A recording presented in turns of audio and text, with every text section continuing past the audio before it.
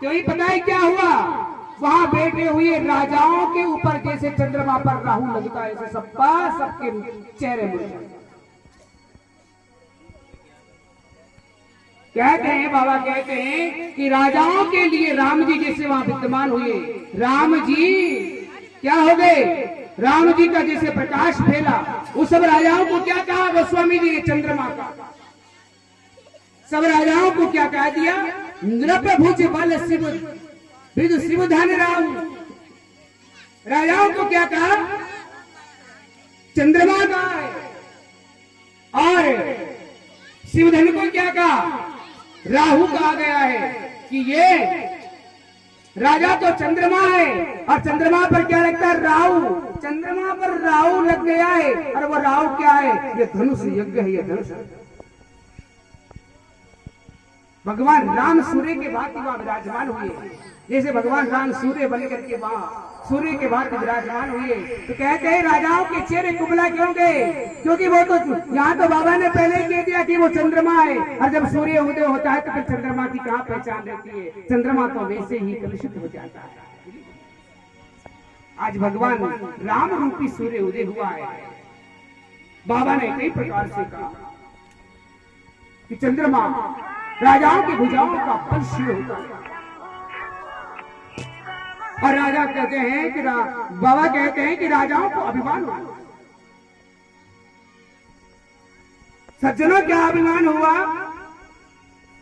कई राजाओं ने तो विचारी क्या किया, कई राजाओं को अभिमान हुआ, अरे ये बालक क्या धनुष तोड़ेगा। राजाओं ने जब राम को देखा, राम किशोर अवस्था में बालक जैसे दिखाई देते थे, राजाओं ने सोचा अरे ये राम क्या धनुष तोड़ेगा, ये तो धनुष तोड़ ही नहीं सकता, और हम बड़े बड़े राजा आए हैं, धनुष तो हम तोड़ेंगे, ये अहंकार हो गया। अच्छा, कई राजाओं ने तो राम जी को जैसे देखा, जो भक्त थे राम के, जैसे राम को देखा चाहे उठ उठ करके वहां से चले गए, बोले हम विचार त्याग दें अब।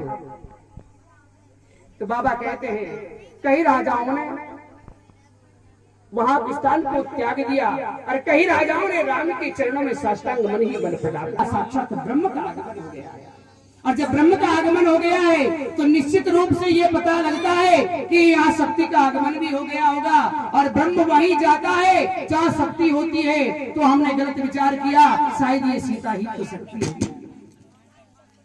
सब राजाओं ने विचार किया अनेक प्रकार के, लेकिन वहां कई राजा ऐसे भी बैठे हुए हैं जो अभी भी जिनकी मति सुधरी नहीं है। वो कहते हैं ऊपर झरोके से देख रही है, और कई राजा तो मन्नतें मांगने लगे। क्या मन्नतें मांगने लगे, गणेश जी को प्रणाम करने लगे धनुष के पास। एक राजा जाता है, राजकुमार ने जाकर के धनुष को छुआ तो उठाने लगा, और छुआ तो उठाने लगा तो उठा तक नहीं, तो तोड़ने की तो कहां, वो थक करके आ गया। फिर दूसरा गया, दूसरे ने धनुष को उठाया, उनसे भी नहीं उठा, तो वो भी उठ करके आ गया। तीसरा गया, अच्छा एक के बाद एक जाता है, किसी से धनुष नहीं टूटा। बोले ऐसा क्या हुआ, बाबा कहते हैं कि वहां जो राजकुमार बैठे हुए थे ना, वो सब मन्नतें मांग रहे थे। एक राजकुमार गया तो दूसरा पीछे से उसके बाद वाला वहां भगवान गणेश की कह रहा, भगवान आप मेरे ऊपर कृपा कर दो गणेश जी की, इससे धनुष नहीं टूटे तो मैं तोड़ दूंगा, और कहते हैं मैं आपके यहाँ एक संतों का भंडारा करूंगा, और उन संतों के भंडारे में सबको संतों को भोजन कराऊंगा।